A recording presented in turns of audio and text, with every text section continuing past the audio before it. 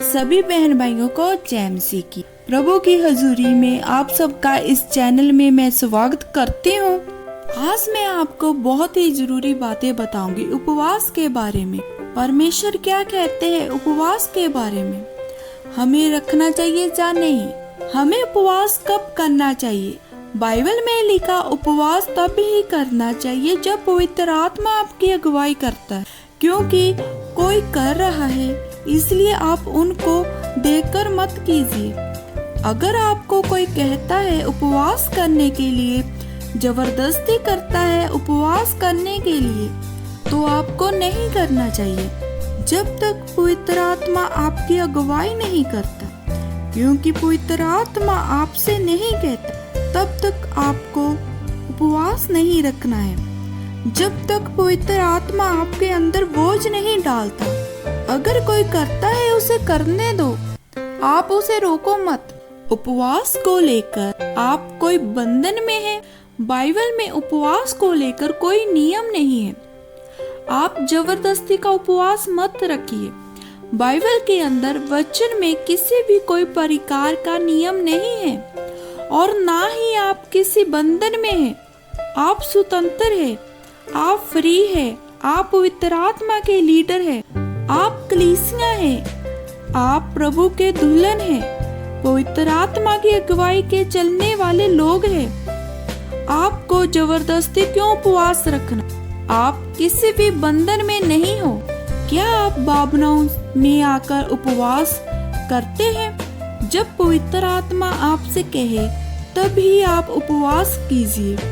कई सेवकों ने अपनी जान भी गंवा ली और बहुतों ने जब उपवास का कोई रिजल्ट ही नहीं मिला तो उसने सेवा ही करनी छोड़ दी। बाइबल में उपवास 3 तरह का उपवास दिखता है। पहला यूहन्ना बपतिस्मा का, दूसरा शास्त्री और फरीसी का, तीसरा प्रेरितों का। नए नियम में उपवास है। सबसे पहले देखते हैं यूहन्ना बपतिस्मा का। बाइबल क्या कहती है? मत्ती 9 अध्याय वचन 14 आयत में जब यूहन्ना के चेलों ने उसके पास आकर कहा, क्या कारण है कि हम और फरीसी इतना उपवास करते हैं पर तेरे चेले उपवास नहीं करते? यूहन्ना के चेले आकर यूहन्ना से उत्तर पूछा कि हम तो उपवास करते हैं और फरीसी भी उपवास करते हैं पर तेरे चेले क्यों नहीं करते? आगे देखते हैं दूसरा शास्त्री और फरीसी का उपवास। लूका 18 अध्याय वचन 11 और 12 आयत में आप इसे अपनी बाइबल में भी देख सकते हैं। इसमें फरीसी कहता है कि मैं सप्ताह में 2 बार उपवास करता हूँ, मैं अपनी सब कमाई का 10वां अंश भी देता हूँ। बाइबल में उपवास का नियम इस्राएलियों और यहूदियों के लिए था, इसलिए वो दशवांश देते थे।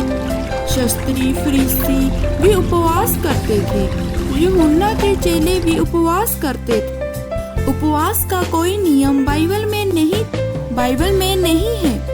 बाइबल में प्रार्थना करना जरूरी है, बपतिस्मा जरूरी है, उद्धार का नियम जरूरी है, प्रभु को जरूरी है, बाइबल पढ़ना जरूरी है और प्रार्थना करना जरूरी है।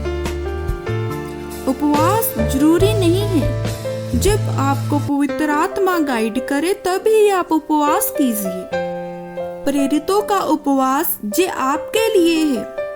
प्रेरितों के नाकाम 14 अध्याय वचन 23 आयत में और 13 अध्याय वचन 3 आयत में तब उन्होंने उपवास और प्रार्थना करके और उन पर हाथ रखकर उन्हें वायदा किया और उन्हें हर एक कलीसिया में उनके लिए परचीन उठाया और उपवास सहित प्रार्थना करके उन्हें प्रभु के हाथ सौंपा, जिस पर उन्हें विश्वास। वचन में लिखा था पहली सदी की कलीसिया में उपवास होता था। प्रेरितों ने पवित्र आत्मा की अगुवाई में उपवास किया था। मरकस की किताब 2 अध्याय वचन 22 आयत में, परंतु वह दिन आएंगे कि दूल्हा उनसे अलग किया जाएगा, उस समय जे उपवास करेंगे। आमीन। हम उसे पवित्र आत्मा की अगुवाई में चलते हैं। प्रभु यीशु मसीह ने कहा था, जे दिन आएंगे, पवित्र आत्मा के दिनों में कहा था, दूल्हा उसे अलग किया जाएगा। दूल्हा कौन है? प्रभु यीशु मसीह पवित्र आत्मा जब आपको अगुवाई करके तब ही आप उपवास करें। जब तक पवित्र आत्मा आपकी अगुवाई नहीं करता, उपवास मत कीजिए। परमेश्वर इन वचनों के राही आपको आशीष दे। सभी बहन भाइयों को जय मसीह की।